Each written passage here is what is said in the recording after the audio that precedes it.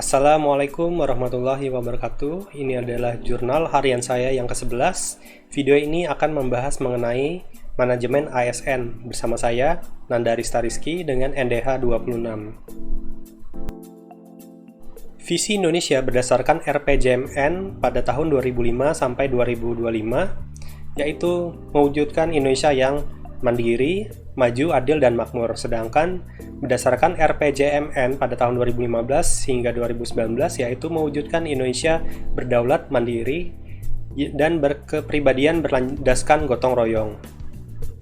Pilar pembangunan Indonesia emas pada tahun 2045 yaitu pembangunan manusia dan penguasaan iptek, pembangunan ekonomi berkelanjutan, pemerataan pembangunan dan ketahanan nasional, dan tata kelola kepemerintahan. Arah reformasi birokrasi dan kelembagaan menuju tahun 2045 yaitu struktur kelembagaan yang adaptif, efektif, dan kolaboratif, tata kelola yang terbuka, partisipatif, dan berbasis TIK, dan SDM ASN yang profesional dan berintegritas.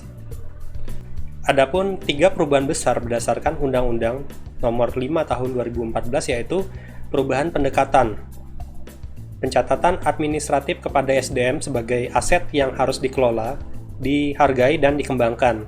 Selanjutnya perubahan sistem dari closed career system kepada open career system yang mengedepankan kompetisi dan kompetensi ASN.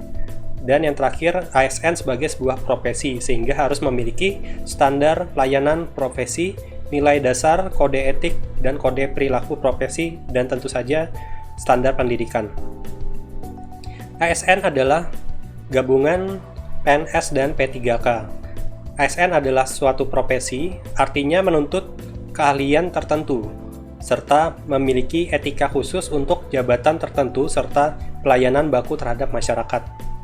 Berkedudukan sebagai aparatur negara yang menjalankan kebijakan pimpinan instansi pemerintah, ASN harus bebas dari pengaruh dan intervensi semua golongan dan partai politik, serta dilarang menjadi anggota dan atau pengurus partai politik. Berdasarkan Undang-Undang Nomor 5 Tahun 2014, kode etik dan kode perilaku bertujuan untuk menjaga martabat dan kehormatan ASN, dan berisi juga pengaturan perilaku ASN, dan dilaksanakan sesuai dengan ketentuan peraturan perundang-undangan. Sistem merit adalah kebijakan dan manajemen ASN yang berdasarkan pada kualifikasi, kompetensi, dan kinerja secara adil dan wajar. Manajemen ASN diselenggarakan berdasarkan sistem merit. Komisi ASN menjamin terwujudnya sistem merit dalam kebijakan dan manajemen ASN. Berdasarkan Peraturan Pemerintah Nomor 30 Tahun 2019 tentang penilaian kinerja PNS, bahwa sistem manajemen kinerja PNS terdiri dari perencanaan kinerja, pelaksanaan, pemantauan dan pembinaan kinerja, penilaian kinerja, tindak lanjut, dan sistem informasi kinerja. Berdasarkan peraturan pemerintah tersebut, disebutkan bahwa SKP adalah rencana kinerja dan target yang harus dicapai oleh seorang PNS yang harus dicapai setiap tahun. Perencanaan kinerja terdiri atas penyusunan dan penetapan SKP dengan memperhatikan perilaku kerja.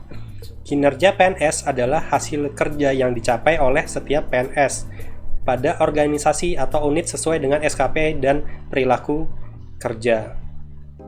Sistem informasi ASN adalah rangkaian informasi dan data mengenai pegawai ASN yang disusun secara sistematis, menyeluruh, dan terintegrasi dengan berbasis teknologi. Sistem ini perlu untuk menjamin adanya efisiensi, efektivitas, dan akurasi dalam pengambilan keputusan terkait manajemen ASN. Adapun refleksi dan internalisasi setelah saya mempelajari materi ini, yaitu bahwa Latsar adalah media persiapan memasuki kultur baru di birokrasi, dan Latsar membentuk karakter PNS untuk mampu bersikap dan bertindak profesional. Sedangkan rencana aksi yang saya lakukan yaitu menaati dan mematuhi kewajiban ASN, serta mengikuti program pengembangan karir dan kompetensi PNS. Sekian dari saya. Wassalamualaikum warahmatullahi wabarakatuh.